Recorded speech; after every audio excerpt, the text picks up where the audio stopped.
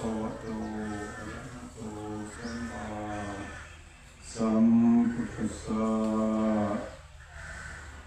นะเวอะระหะตุสเรนะอัตตะริยาสุภาวะอาเบติขังตุเมโตกปิอารามุลิกา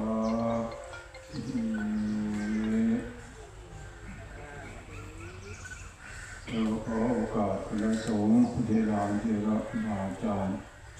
ผู้ดูแลสังฆกรรมทุกรูปทุกองค์ตลอดกาลมานับแต่เกิดโอกาสที่สุดหลายขอความพระสุขสวัสดีความเจริญรุ่งเรืองในบุญกุศลในจิตในธรรมจะบังเกิดมีแก่คณะอุบาสกอุบาสิกาอุปาเมขาวพี่น้องสาธุชนผู้ใจบุญสุนทานทุกท่านทุกคนโอกาสต่อจากนี้ไปอาตมาภาพพระคุณวิทย์ธรรมโม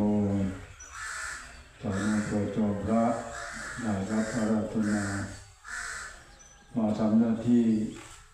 อนุโมทนากถาในวันที่24วันนี้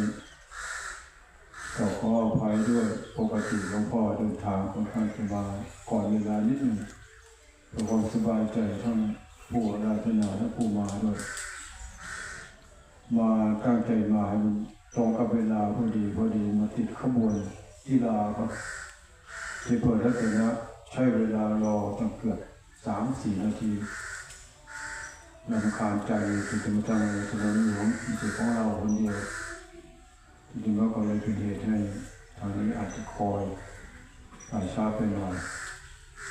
กินเวลาของเราไปแบบ15เกือบ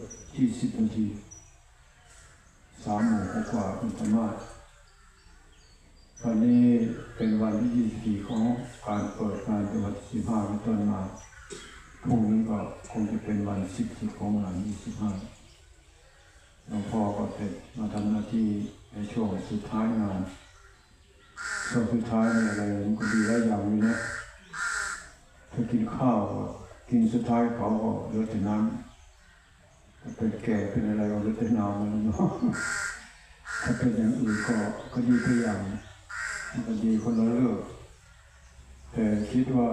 ญาติโยมพระสวาธิกาพระสงฆ์สมณีพี่น้องสาธุชนชาววัดเทพนิมิตรวนารามบ้านน้อยคกยางนี่น้องยางนนยางน้อยนนยางวันไหนอีกวันมันอ้อยางซึ่งเป็นเจ้าของวัดโดยตรงเป็นสายบุญเป็นสาธุปธรรมประจำวัดนอกนั้นก็เป็นขาจรมาจากวัดอื่นบ้านอื่นก็ได้เปิดวนชวนเชิญบอกกล่าวเล่าขานงานประจำปีของพระวัดนี้มาร่วมการร่วมงานในหน่วยงานของสภาตำบลในหน่วยงานขององค์การกุศลตำบลมีความกำลังในตำบลนี้แล้วตำบลใกล้เคียงเกิดถึงสายงานปริวาสกรรมหลายวัดก็ได้มาร่วมกิจกรรมโดยเริ่มต้นจนถึงวันนี้หรือวันที่ท้ายพรุ่งนี้ติดงานฉะนั้นก็ญาติโยมทั้งหลายอิ่มบุญนี้ดีกว่าอิ่มอย่างอื่นนะดีกว่าอิ่มอุกใจถ้าเป็นทุกข์เขาเราอุกใจอังใจมันว่าอิ่มใจมันอุกอังถ้าอิ่มบุญมันสุขใจมันไม่คับใจไม่แค้นใจไม่เศร้าใจไม่เสียใจมันเกิดความปีติอิ่มอกอิ่มใจอิ่มบุญอันนั้นเราก็สร้างบุญก็ไม่น่าเบื่อหน่ายอะไรหรอกเขาก็ได้เจ้าสอนให้เราสั่งสมบ่อยๆผู้นับผู้นำคำนี้ว่าตามสั่งสมบ่อยๆทำให้ฉันทางสุขโขบุญสังเจโยการสั่งสมซึ่งบุญนำสุขมาให้อันนี้เป็นคำตรัสคำสอนของศาสดาของเราให้ชาวพุทธขนขวายในการทำคุณงามความดีคือบุญกุศลนี่แหละให้มันเกิดความอิ่มอกอิ่มใจกินข้าวมันก็อิ่มท้องมีกำลังทำการทำงานได้ดีอิ่มท้องตาก็ไล่อิ่มท้องนี่มันตาไล่เลย ก็เพ้อกับโมโหโทษโศอย่างที่มีประวัติกองกำลังการในตาพวกองหิวเพราะกายมันไม่ได้กินอาหารแม้กินอาหารอิ่มเพราะแต่ใจมันไม่อิ่มก็เป็นปัญหาเหมือนกันใจไม่ได้กินอาหารทางใจหมายถึงคุณงามความดีสิ่งใดที่เป็นประโยชน์ต่อจิตใจสุขภาพจิตดีขึ้นเพราะใจมีรับอาหารภาษาพระเป็นคำว่าบุญบุญนี้มันมีเยอะแยะมากมายในชีวิตประจำวันของเราแต่ละคนถ้าทำเก่งเอาเก่งกินเป็นมันก็ได้รับผลอิ่มใจถ้าไม่รู้ไม่เข้าใจก็บางทีก็ข้ามมันไปไม่ได้สนใจกับมันแต่สภาพเป็นอย่างอื่นไปวันที่เราสิ่งที่เราทุกข์ใจเศร้าใจเสียใจนอนไม่หลับกินไม่อร่อยพอใจมันไม่ได้รับอาหารนั้นกิจกรรมงานที่เราทำทั้งหลายได้กระทำเป็นต้นมาหลายปีแล้วจะมีขาดวัดเรียนวัดบางช่วงบางตอนเกี่ยวกับสถานการณ์มาเมืองบ้างโลกไปได้เจ็บบ้างมีอย่างโชคดีอยู่หน้านี่ระเบิดไม่มาถึงวันเราเมืองเราใกล้ๆชายแดนนี่ก็คงจะร้อนอยู่พอสมควรฟังข่าวทุกวันนึกถึงคำพูดของหลวงพ่อพุทธทาสท่านกล่าวเอาไว้ว่าลบกันไปแลกทำกันไปลบกันไปพาแลกทำกันไปกันลบกันก็หาข้อยุติธรรมด้วยผมไม่เป็นธรรมไม่เป็นธรรมแม้แต่ในสนามโลกก็เรียกร้องหาความเป็นธรรมถ้ามันมีธรรมะมันก็ยุติกันมีทางลบไม่ต้องอะไรกันหรอกมีตาสงสารกันกับภูมิแก้ไขสิ่งที่มันถูกต้องดีงามสำหรับพุทธศาสนาทุกเรื่องมันมีเหตุมีปัจจัยมันไม่ได้เกิดมาโดยมือแรงหรอกมันไม่ใช่เรื่องบันดาลเรื่องจังหวะโอกาสมันมีเหตุมีปัจจัยมันจึงเกิดสงครามก็ดีอะไรทุกเรื่องทุกราวนั่นแหละมันเป็นเรื่องกุศลมันมีเหตุให้เกิดบุญเยอะเหตุบุญเยอะเหตุงานปฏิวัติกรรมนี้เป็นงานเป็นเหตุให้เกิดบุญของพี่น้องชาววัดป่าเทพรัตนะเทพนิมิตรพัฒนารามเปิดประตูสวรรค์ให้กับญาติโยมพี่น้องชาวบ้านชาวเมืองผู้สนใจให้ทำวาสวาธิกาได้มาบำเพ็ญอบรมบ่มเพาะจิตใจให้มันเกิดบุญเกิดกุศลแล้วสร้างบารมีทำคุณงามที่ดีถูกต้องร่วมกันปกป้องพุทธศาสนาร่วมกันดังนั้นญาติโยมประกอบพิธีเริ่มต้นจุดธูปเทียนบูชาพระรัตนตรัยอันนี้ก็นึกถึงพระพุทธธรรมพระสงฆ์อันเป็นพุทธานุสติธรรมานุสติสังฆานุสติภาวนาในตัวด้วยพุทธังธัมมังสรณังคัจฉามิข้าพเจ้าขอถึงพระพุทธเจ้าพระธรรมพระสงฆ์เป็นนักที่พึ่งด้วยสักการะนี้สำเร็จเป็นสักการะบูชาเป็นบุญจากนั้นก็อาราธนาศีลนี่ก็ขอศีลนั่นแหละสมัยทุกวันนี้เขาก็ประยุกต์ใช้เขาผู้หลักผู้ใหญ่เรื่องโบราณก็ให้ขอคิดมาจากประเทศศรีลังกาไปประชุมสัมมนาเกี่ยวกับพุทธศาสนาประเทศศรีลังกาเขาถ้าศีลห้าเขาจะไม่อาราธนาเขาไม่ว่ากันเองเขาจะว่าได้ทุกคนทางโยมบางคนก็ไม่ได้สนใจเท่าไรหรอกแต่เราเป็นชาวพุทธคนจะรู้เรื่องศีลห้าเพราะศีลห้ามันเป็นขั้นตอนรับรองของชาวพุทธชาวคนไม่มีศีลธรรมในศาสนาศาสนาธรรมศาสนาเขาเป็นใจของเขานับถือจะเห็นว่าเป็นหลวงพ่อคุณได้เรื่องศีลห้าเราจะรับโลกศีลบอกศีลเราก็ว่าดาวศีลดาวพระให้สมาทานเอาว่าดาวพระสมาทานดาวพระรับเอาศีลไปปฏิบัติถ้ารับได้เอาไปปฏิบัติด้วยถ้าไม่รับแล้วเอาไม่ไปปฏิบัติมันก็เป็นพิธีเฉยพอเป็นพิธีเหตุพอเป็นพิธีฟังเหตุพอเป็นพิธี สมาธิตัวที่มันก็ได้แก่ที่จริงนั่นแหละมันเป็นเรื่องเป็นตัวจริงตัวสิ่งจริงๆคือเจตนาหาที่ตัวสิ่งนั้นก็ถามนี้เจตนาการมดเวนมดเป็นคือโบราณเวลามันมดเวนแก่บาปจำในข่าวสัตว์ในรักทรัพย์ในจิตในการปกครองเราร่วมในเสกของมึนเมานี่เป็นข้อเว้นเราก็รับสมาทานแล้วจะกลับไปปฏิบัติให้เป็นรูปธรรมชัดเจนงดเว้นอันนี้เป็นข้อความสำคัญในชีวิตของคนเราแต่ละคนเป็นหลักประกันความมั่นคงในของเป็นพาสุขของสังคมถ้ามีศีล5 ข้อที่ว่ามานี้เป็นอริยธรรมให้เข้าถึงของเป็นอริยะเป็นการตัดสินชีวิตประจำวันของคนทุกคนเนี่ย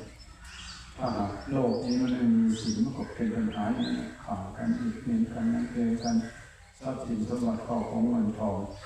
ลูกมีกันเลยอย่าพูดเชื่อถือไว้วางใจกันไม่ได้เพราะอะไรเพราะมันพูดกดเสพของมึนเมาสารพัดอย่างทำให้ตัวเองเสียหลักเสียความเป็นมนุษย์สมบูรณ์ดังนั้นสิ่งนี้เป็นหลักประกันความมั่นคงของมนุษย์เรียกว่ามนุษยธรรมของมนุษย์เราพูดรวมกันว่าศีลธรรมมีศีลก็มีธรรมะด้วยเรียกว่ากัลยาณธรรมคู่กับศีล 5นั่นแหละถ้าสังคมมันเป็นได้อย่างนี้ทำได้อย่างนี้มันก็ได้อานิสงส์สีเลนะสุขติยันติสีเลนะโภคสัมปทาสีเลนะนิพพิยันติไม่ใช่ธรรมดานะทางไปสู่นิพพานด้วยทำให้ร่ำรวยด้วยอยู่เย็นเป็นสุขด้วยแต่ส่วนมากเราก็มักจะมองข้ามไปชนะเพราะเป็นพิธีนะมันก็ได้เป็นพิธีนั่นแหละแต่ทำเป็นนิดเป็นสิ่งเป็นปกติตลอดชีวิตทั้งคนในครอบครัวตลอดชีวิตพิสูจน์ได้ไม่ต้องไปถามใครหรอกถ้าเราทำได้เป็นได้ละได้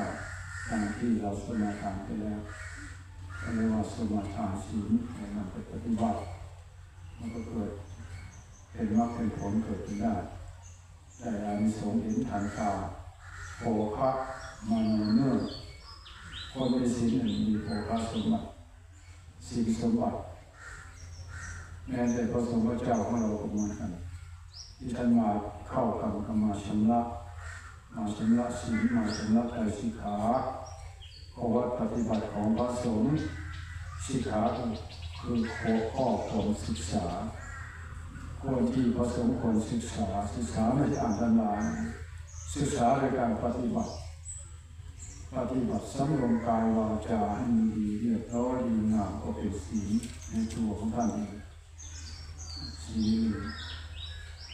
ทำที่ได้เป็นสมาธิมันผูกสร้างมันงุ่นง่ายไม่พวกเราเมื่อโดยผ่านอะไรมากโดยความจำเป็นชีวิตก็จะมีความสงบสุขเขาเรียกว่าสมาธิตั้งใจมั่นทำจิตใจให้มันถูกต้องดีงามด้วยความมั่นใจมันก็เป็นสมาธิการมานั่งกรรมฐานไหว้พระสวดมนต์สาธยายมันก็เป็นวิธีการหนึ่งที่จะเป็นเหตุให้บรรลุมรรคผลนิพพานได้สาธยายธรรมสวดมนต์ตึกตรองในธรรมสาธยายมนต์สาธยายวัดปฏิบัติเรียกว่าข้อธรรมะนี่มันก็เป็นโอกาสให้ผู้ปฏิบัติเป็นทางไปสู่นิพพานได้เหมือนกันเราก็หลงว่าโอ้ยสวดมนต์สวดเทศอาจจะจำตลอดจนได้มันเป็นยากินยาท่ามันเป็นยาท่าเมื่อต่อปฏิบัติเดี๋ยวนั่งหลับตาเดินจงกรมทำกรรมฐานอย่างเดียวมันยากินมันก็ถูกแล้วแหละถึงไม่ถูกหมดเพราะโรคของเราไม่ใช่มีโรคทางใจอะไรเนี่ยโรคที่ที่ขีดขาดโรคผิวหนังโรคพวกข้อไข้หนอกก็เป็นโรคคือกันโรคบางอย่างมันต้องใช้ยาทาโรคบางอย่างมันใช้ยากินโรคบางอย่างมันใช้ยานวดมีโรคตาไปเข้าการวัดหลวงพ่อแกไม่สบายนอนไม่หลับเป็นแย่โรคตาผมก็ขอบที่ใช้กินพักเสดาหลายเล่นหลวงพ่อมันเล่นตอนเด็กมานอนอืดคอเรา บอกมันอาหารประโยชน์ที่ไหนกับทองโอ้ยมันทำแล้วพออย่างนี้ต่อใหม่เลยในต่อใหม่ต่อมันทำมาเขาเลยนะเขามาเอาอย่างไรมีหลายอย่างยาฝาดยาอันแดงยาสลับมาเยอะเลยละคนหายใจไปอ่านตัวหนึ่งตัวที่ไปหาอย่างไรที่รุ่มเนี่ยน้องตาจะตาไม่ดีหรือยังไงก็ไม่รู้หรือไม่ได้สังเกตมันคือกันนะยาฝาดกับยาทาอันแดงกับยาปวดยาแดงมันปวดมันเลิกไปกินยาแดงมันซับยาแดงเข้าไปเลยอ๋อเดี๋ยวทายาสาวมาพอแล้วพอโอ้ยผมสิตายวันแล้วพอเป็นยาหนักผมพายออกเลยกันพายออกเจ็บโตเลยว่าผมไม่รู้พอที่ยาแดงว่ามันเป็นยังไงมันเพลินมันว่าโอ้ยกินยาพิเศษมาบอกใช้ความเป็นว่าไงว่าเดี๋ยวเรากินยาแดง2 ซองไปอยู่ว่าถ่ายทองแดงเจ็บโตเลยนี่เขายาทุกยาเขาจะมีฉลากกำกับเอาไว้อ่านดูฉลากมันชัดเจนที่ก่อนที่บริโภคเข้าไปบอกอ่านฉลากมันยากินแต่ว่ายาท่าไปกินมันก็ผิดฉลากกินยาพิษกับพิษโรคอันนี้ก็อันตรายนะนี่มันมาถือย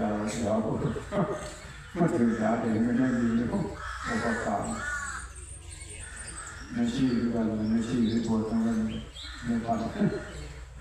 เราไปกินยาก็เป็นยาท่าไปกินอันนี้ผมมันก็เลยธรรมะพุทธเจ้าท่านสอนให้ปฏิบัติตามอาการของโลกของจิตของคนเรื่องของจิตมันต้องฝึกสมาธิเจริญกรรมฐานภาวนาพิจารณาใคร่ครวญถึงธรรมะที่เป็นปฏิปักษ์ต่อกามฉันทะที่เป็นปฏิปักษ์ต่อโทสะราคะโทสะโมหะเป็นเรื่องของโลกทางใจถูกแล้วแหละพระพุทธเจ้าสัญชัดเอาไว้อโลกยาพยามาราภาเพราะไม่มีโรคเป็นนาเป็นประเสริฐเมื่อจะโลกภายนอกโลกภายในอะไรก็แล้วแต่โลกมันมีสารพัดโลกทางกายนับเป็นไม่ถูกแค่บรรดงยัง108 อย่างโลกบรรดงยาแค่บรรดง108โลกทางกายมันก็มียาสำหรับโลกสำหรับเรื่องของโลกนั้นอันนี้มันก็พอใช้ได้เราก็มียาประจำบ้านเอาไว้ตู้ยาประจำบ้านแต่ละคนก็ควรต้องมีโรงพยาบาลคือตู้ยาประจำบ้านนี่เลย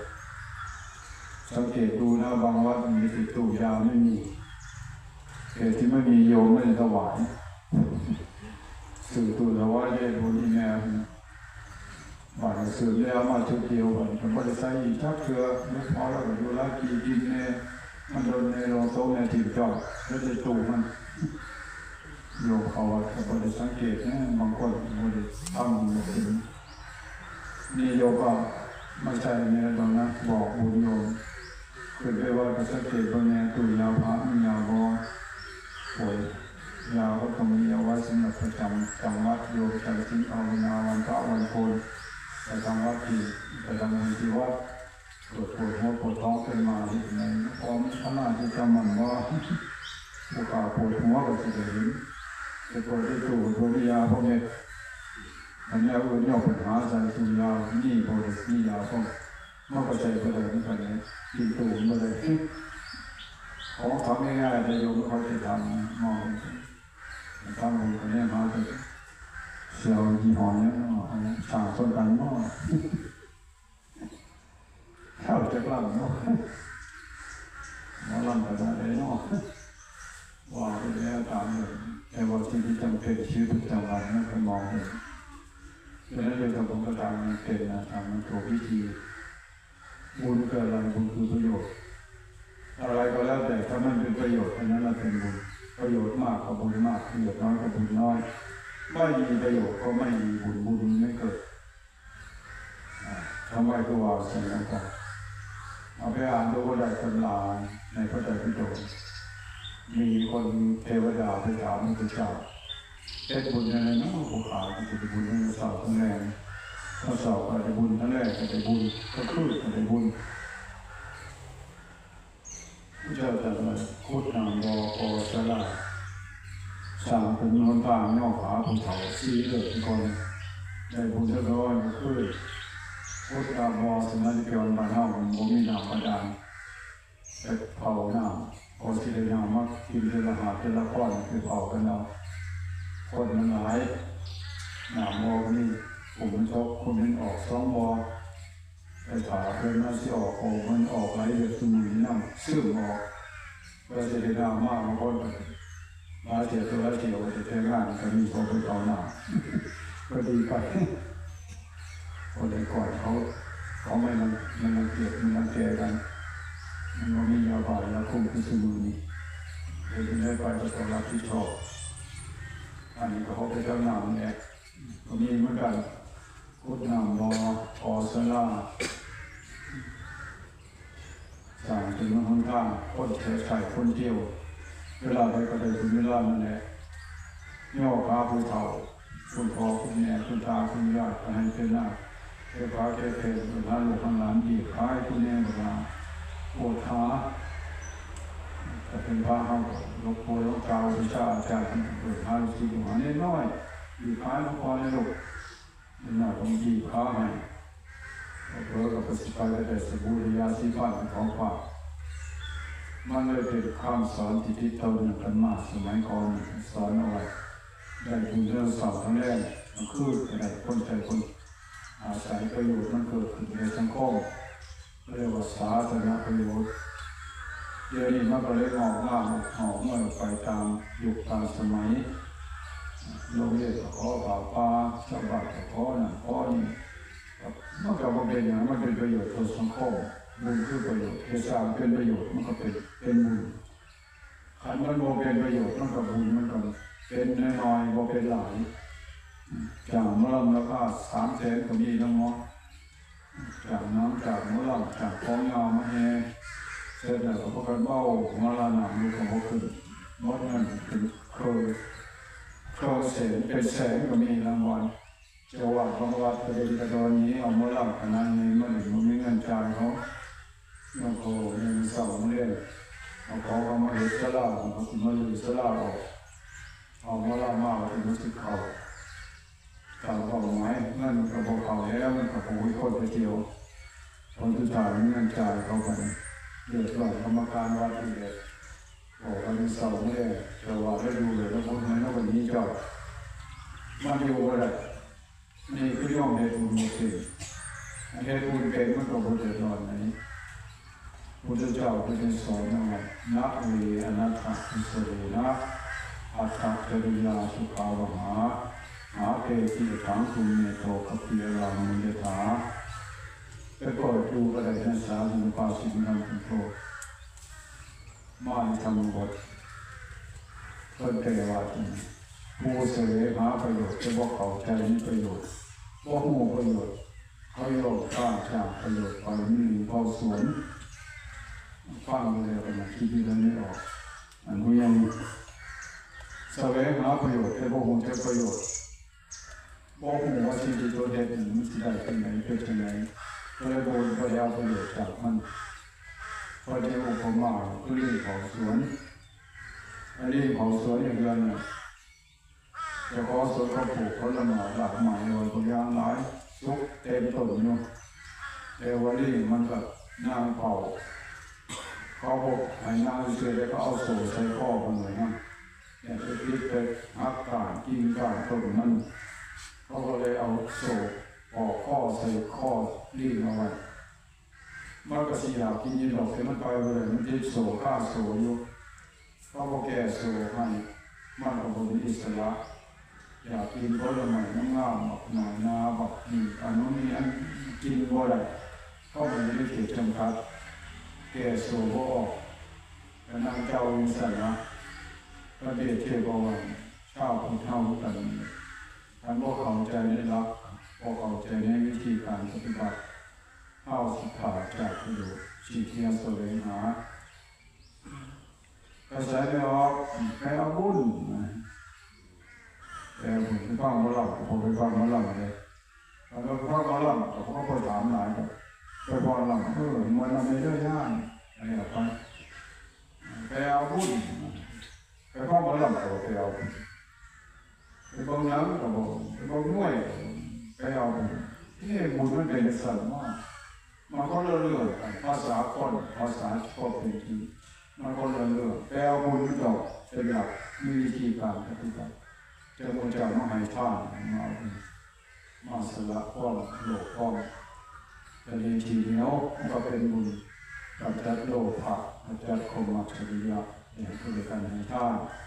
มาสมาทานที่อาชาศีลก็สำเร็จเลยศีลละไม่กุศลก็เป็นบุญอันนี้มันสำเร็จจากการสมาทานการมอบเพลมันก็จะเป็นบุญญาณนี้ก็เป็นก็เลยว่าจะลงวางที่นี่ยาเสียหลังครับมันจะใช้มาแค่เอาบุญมาบุญมาหล่อเสียเสร็จเขาก็เลิกเลยบุญเป็นสัตว์การบุญเป็นสัตว์เสียหลักพุทธศาสนาตรงนี้พระเจ้าสอนให้คนเห็นมันก็มีที่สอนถึงที่เขาเห็นผิดโลกาแค่จะเรียนมันพอก็คือสมาธิที่ลงโยมก็ทำหน้าอยู่พอดีโลกออกไปง่ายไปง่ายเขาก็เอาการหนักถวายปลาทั้งนั้นมีอย่างเราโค้ใส่เรื่องถวายปลาก็กินน้ำกันเนี่ยมันหมู่กันได้ยกว่าเขาใจดีสเต็ปของพระใส่เอาเราโค้ใส่กามาถวายปลาปัดมากยาเส้นหนาเส้นเราโยมก็เห็นหลวงพ่อเส้เขาก็เลยพากันบอกใส่นะโอ้ขับใส่รถหลวงพ่อกันมาสององค์เซ่เป็นการได้สอง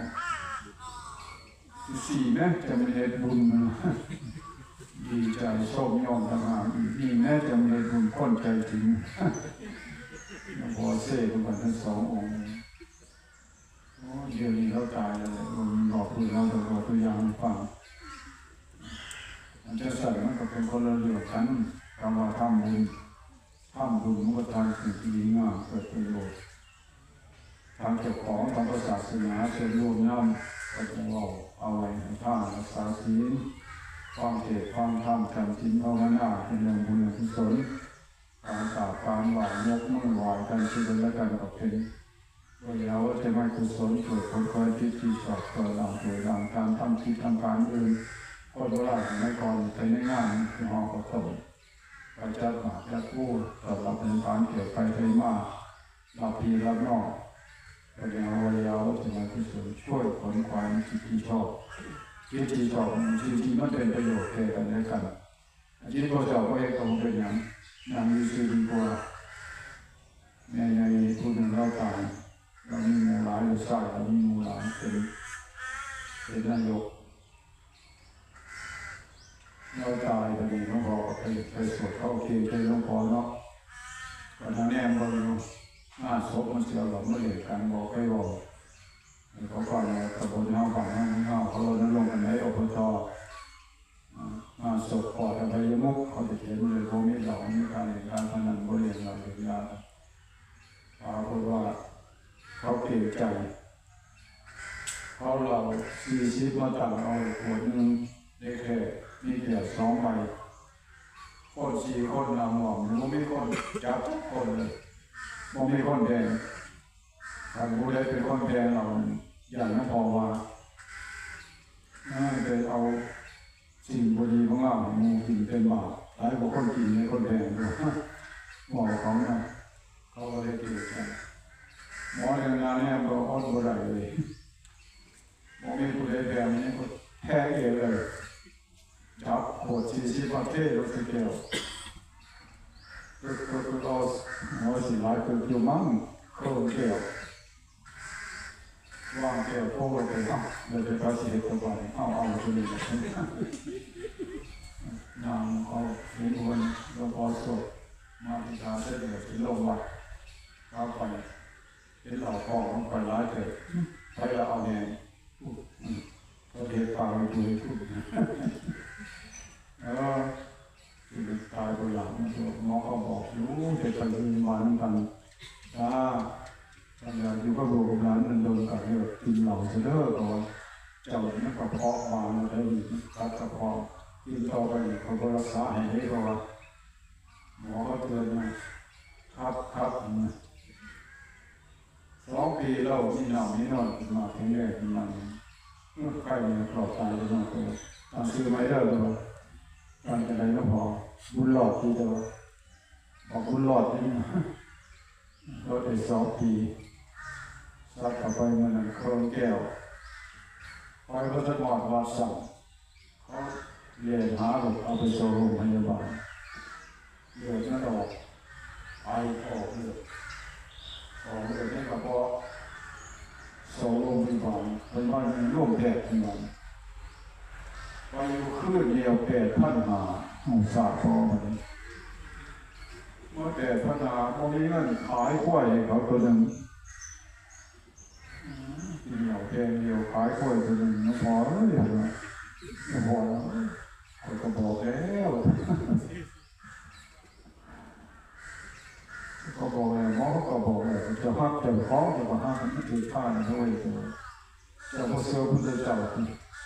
อัตราเป็นเจติยังจัญญานำปาเปรสามวิเศษมีคำตอบไม่จับ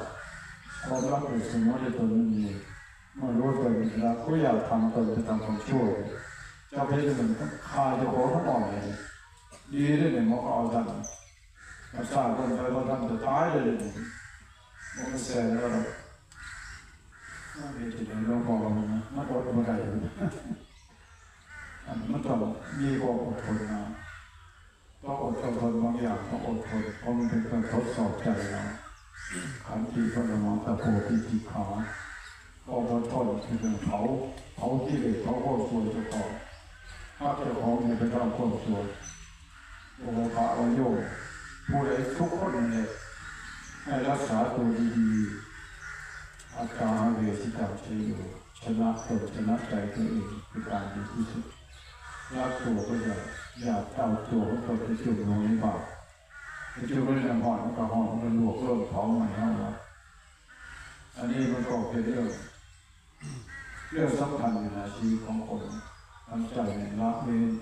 สิ่งที่มันไม่ดีไม่งามคนละเว้นสิ่งที่มันดีมันชอบมันถูกต้องมันงามรีบทำคนขวางในเรื่องงานเรียกว่าสิกรรมนี่นะคนไหนยังคิดว่า10 วันผ่านมาไม่เป็นที่อุ่นใจไม่ได้เต็มใจไม่ได้ทำบุญให้พ่อเนี่ยปู่ย่าตายายสามีภรรยาลูกหลานตายจากไปนาบุญเกิดแล้วที่วัดเราพระสงฆ์ดี30 รูปทางสมณชีพามาโรคกระบวนการของการรักษาศีลฟังเทศน์ฟังธรรมเป็นนาบุญใหญ่ที่กว้างแต่เราเผลอไปไม่มีโอกาสก็ยังมีอยู่อีกคืน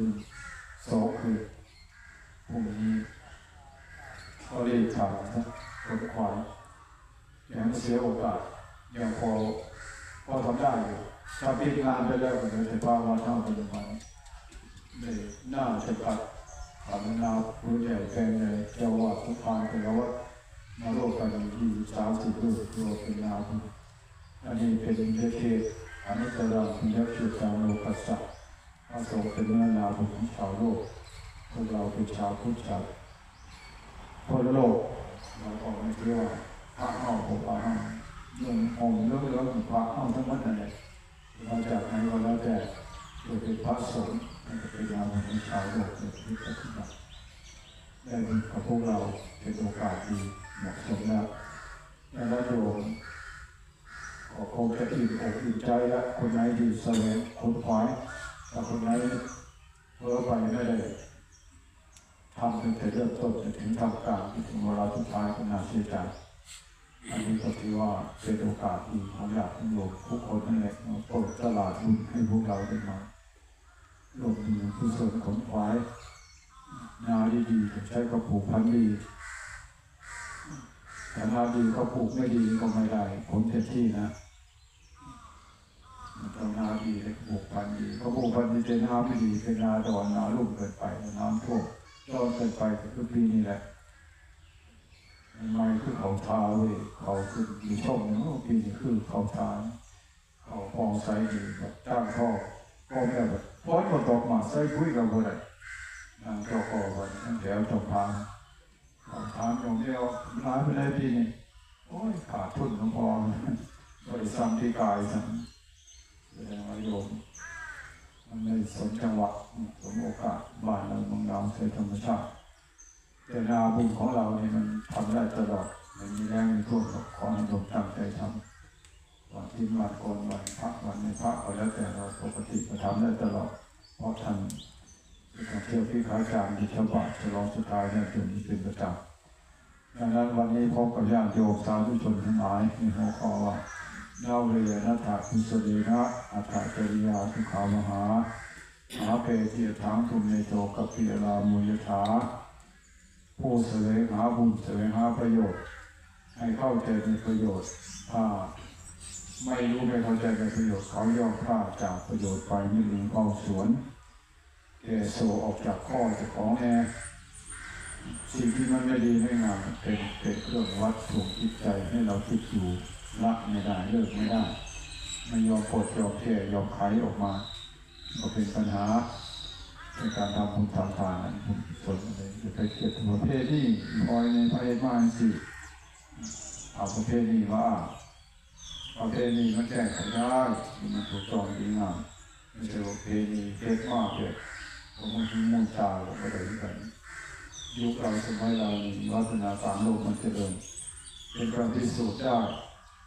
โดยตัวเองนั่นแหละไม่ต้องไปหาสิ่งพิสูจน์หรอกดูที่ใจเรามันถูกต้องดีงามฟังแล้วมันเกิดความสุขไหมถ้ามันเกิดความทุกข์ก็อย่าไปทำมันไม่ทำดีกว่าทำกรรมเลยร้อนใจภายหลังไม่ทำดีกว่าทำแล้วมันสุขใจภายหลังเรื่องเวลาทำเกิดความสุขแต่ทำสิ่งนั้นเนี่ยมันไม่เสียหายอะไรมันถูกต้องตามคำสอนของพุทธศาสนาดังนั้นวันนี้หลวงพ่อปรารภธรรมในหัวข้อโยมสร้างบุญสร้างกุศลคุณงามความดีขอให้มันเกิดเป็นบุญกุศลเป็นมรรคเป็นผลตามวัตถุประสงค์ที่เราตั้งใจเอาไว้เสียเงินเสียทองเสียเก่าเสียของเสียเวลาการงานต่างๆว่ามันคุ้มกันเป็นนิสัยเป็นปัจจัยเอาชูอุดหนุนบุญเกือตัวเองและครอบครัวมีเป็นสุขตลอดทั้งศาสนาด้วยในพระธรรมเทศนาที่กล่าวมาถึงอ่านไปละน้อยเป็นของเราสุดท้ายสมาภาพนาของคณะสงฆ์ขอเจ้าที่จะที่สุดฐานนั่งอยู่คุณแห่งพระศรีรัตนตรัยพระเจ้าพระธรรมในพระสงฆ์สิ่งต่างกันกุศลคุณงามคุณทั้งปวงที่พวกเราบรรพชิตตลอดทางความสุขอายุอายุกาผู้การในขาวพี่น้องสาธุชนผู้ใจบุญทุกท่านร่วมกันประกอบการทำมาแต่ต้นจนบัดนี้ทำให้ขาดต่อไปขอให้โลกโกรธเป็นภาระวะเป็นปัจจัยที่มีการใช้ตามส่งอำนวยผลดลบันดาลให้พวกเราทั้งหลายทุกท่านผลจงประสบที่ความสุขความเจริญปราศจากทุกโศกโรคภัยให้มีอายุวันนะสุขภาระปฏิภาณธนสารสมบัติ